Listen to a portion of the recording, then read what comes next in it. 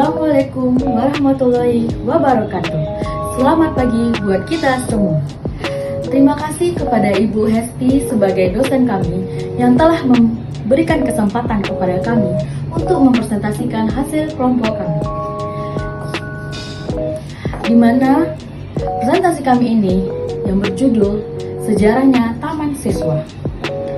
Sebelum memulai presentasi tersebut, izinkan saya untuk memperkenalkan anggota dari kelompok 1. Yang pertama, Dewi Sartika Nababan, saya sebagai moderator. Diki Yasman, Altarik Razak, Didik Cahyono, Lainnya Kirei sebagai pembaca materi, dan Muhammad Surya Dharma sebagai pengedit video. Baiklah, presentasi pertama akan dibacakan oleh saudara Diki Yasman. Kepada Diki Yasman, dipersilahkan.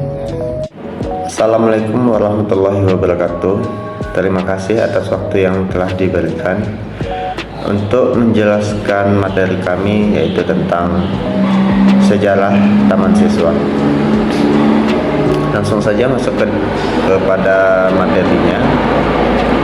Yang pertama itu latar belakang Taman Siswa. Berdirinya organisasi yang bernama Taman Siswa merupakan awal mula perkembangan pendidikan di Indonesia. Taman Siswa merupakan cita-cita Ki Hajar Dewantara karena jenuh mendapatkan pengajaran kebudayaan Barat, yaitu Belanda. Maka kalau besar nanti akan mendirikan sekolah yang berbasis kebudayaan bangsa sendiri dan dapat diikuti oleh seluruh rakyat. Selanjutnya, pendiri Taman Siswa. Pendiri organisasi Taman Siswa adalah RM Suwarni Suryaningrat atau yang sering kita sebut dengan Ki Hajar Dewantara. Dia adalah tokoh bangsawan yang pada waktu itu menjadi pencetus organisasi pendidikan pertama di Indonesia. Pada tahun 1919, setelah pulang dari Belanda, Ki Hajar Dewantara bersama dengan teman-temannya mengadakan pertemuan di halaman rumahnya. Halaman rumah itu kini menjadi pendopo Taman Mahasiswa di Yogyakarta. Saat itu Ki Hajar Dewantara ditunjuk sebagai pemimpin bagian pendidikan untuk anak-anak dan remaja, dan temannya Ki Ageng Suryo Mentaram ditunjuk sebagai pimpinan bagian pendidikan untuk usia dewasa. Lalu tanggal 3 Juli 1922, Ki Hajar Dewantara, Prono Widikno dan teman-temannya yang lain mengumumkan berdirinya Perguruan Nasional Taman Siswa yang berada di Yogyakarta. Selanjutnya, perkembangan Taman Siswa. Keberadaan Taman Siswa terus mengalami perkembangan yang sangat signifikan karena sifatnya yang merakyat. Bahkan pada tahun 1922 sampai 1930, Taman Siswa berhasil memiliki semua jenjang pendidikan, awal mula dari Taman Indria, yaitu taman kanak-kanak, taman muda, yaitu sekolah dasar, taman dewasa, yaitu SMP, taman madya, yaitu SMA, dan taman guru, yaitu sarjana wiyata. Selain itu, Taman Siswa juga berhasil membuka 30 cabang di wilayah lain, mulai dari Aceh hingga Indonesia Timur, dan berpusat di Yogyakarta. Pelarangan Taman Siswa.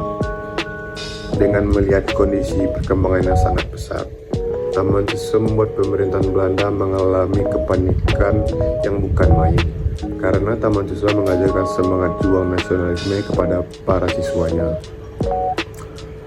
Karena khawatir, pada akhir tahun 1932, Belanda mengeluarkan UU Sekolah Liar Wild School Order 90. Dengan UU tersebut, maka Taman Siswa harus bubar karena tidak didirikan oleh pemerintahan Belanda. Hadirnya UU tersebut memicu perlawanan yang dilakukan oleh pribumi terhadap Belanda karena dinilai sangat merugikan. Kemudian mereka di belakang taman siswa untuk turut memperjuangkan keberadaan taman siswa.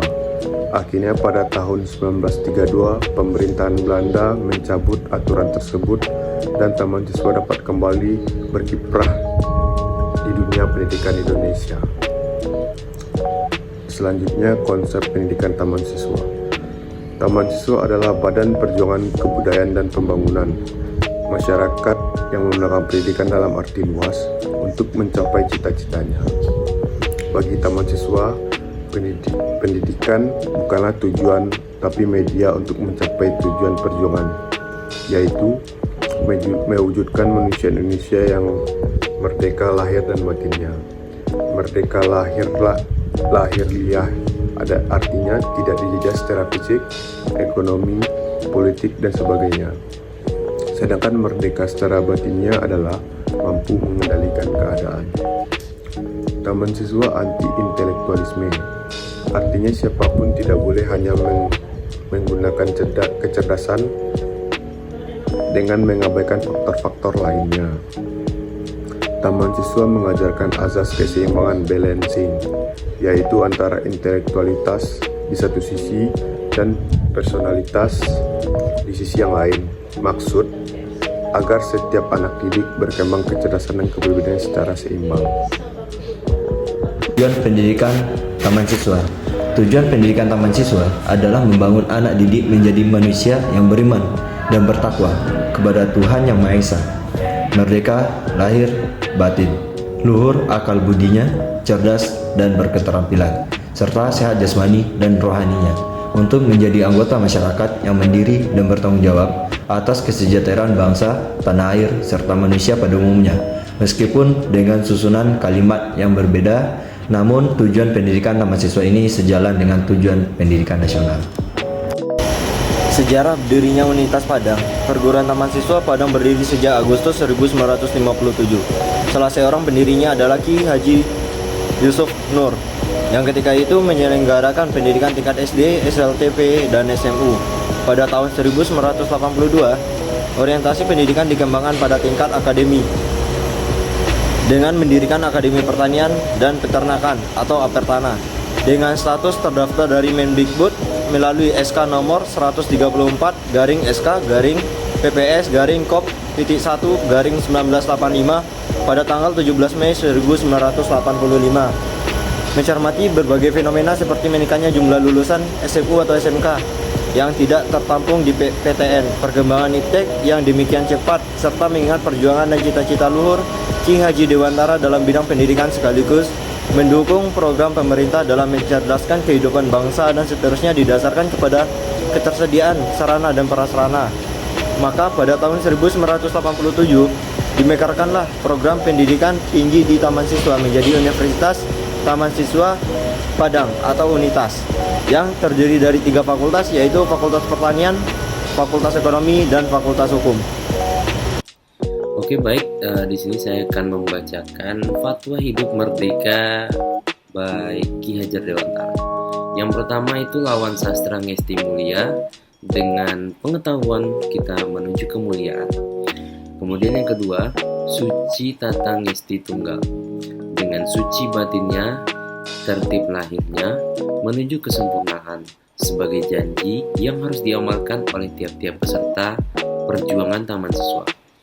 Kemudian yang ketiga, hak diri untuk menuntut salam dan bahagia, berdasarkan asas taman siswa yang menjadi syarat hidup merdeka berdasarkan pada ajaran agama bahwa bagi Tuhan semua manusia itu pada dasarnya sama haknya dan sama juga kewajibannya, sama haknya mengatur hidup serta sama haknya menjalankan kewajiban untuk mengejar keselamatan hidup lahir dan bahagia dalam hidup batinnya.